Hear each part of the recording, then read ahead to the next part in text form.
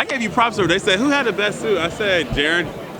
My boy Jarren. Yeah, but he didn't believe it. I said, you be looking at my Instagram, don't hit me up. He really. Oh! We'll talk. This is my guy, though. I'm so proud of this dude. Hey, it's Munroe from EURweb, and we are live on the red carpet at the 2019 NBA Awards. Tonight, we find out MVP, Coach of the Year, Rookie of the Year, and a whole bunch of other surprises. Shaq is hosting. Stick right here to see all the fun.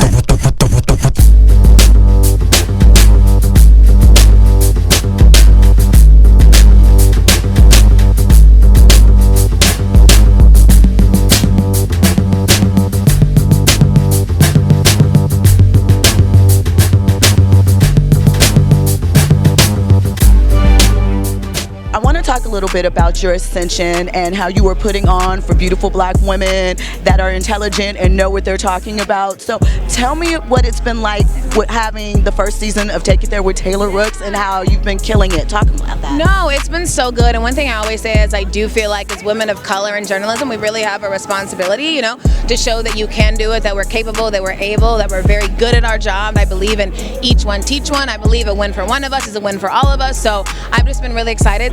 Talk to me a little bit about how you think today's game compares to when you were in the league. Do you think your game would transfer currently? I don't know. It's weird because I'm not one of those old dudes that's like, oh, when we played back in the day, this is how it's supposed to be. The game has to evolve. It has to change. Who do you have for your MVP for this season?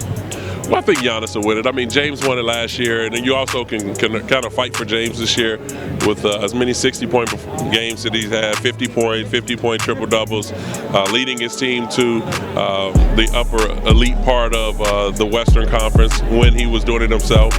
But what Giannis was able to do with LeBron leaving the East says a lot.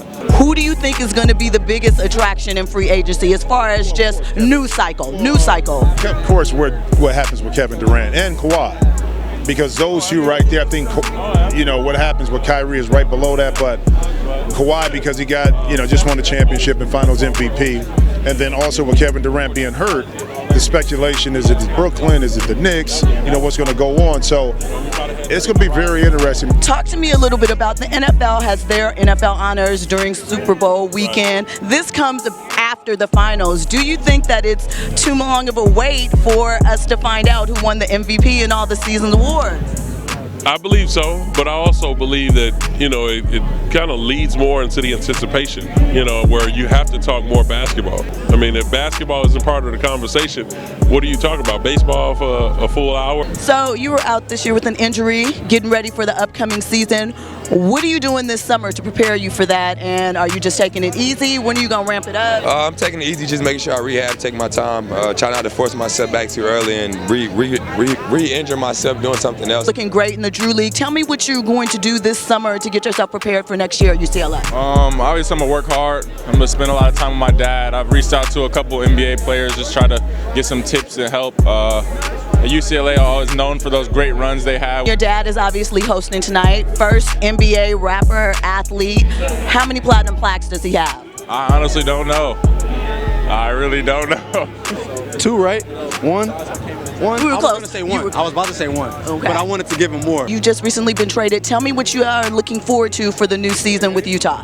Yeah, really, I'm just excited to be a part of, that organization and those players that seem to be very excited that I'm coming on board, and I'm going to come in and do what I can to help them grow. So you're a fashionable guy, obviously. Fashion is a big thing for this current crop of athletes. I ain't even close to them. Well, you get to see some outfits tonight.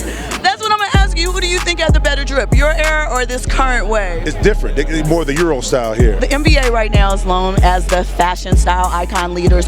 Who are your top 3 dressers for the NBA right now? If you want to include yourself, you can. I'm going to go with Shea. He was a rookie this year, one of my guys. Russell Westbrook, just how unique it is. Probably PJ Tucker. About PJ Tucker. I love what Chris Paul was doing with the vintage tees and repping the HBCU, so I put him. And I feel like you always have to go Westbrook, right? Kelly Oubre. I like Russell Westbrook's swag. He's different, and I liked how James Harden. Definitely Shea, because he's up there. Because Rook, I got a shout out for the rookie because he went crazy this year. D'Angelo Russell, who always got it. Ooh, who's underrated? Mike Conley. You know, Mike on my team, he had to drip all the time. Rudy Gay is one of them. That's my boy too. Courtney Lee, very well dressed.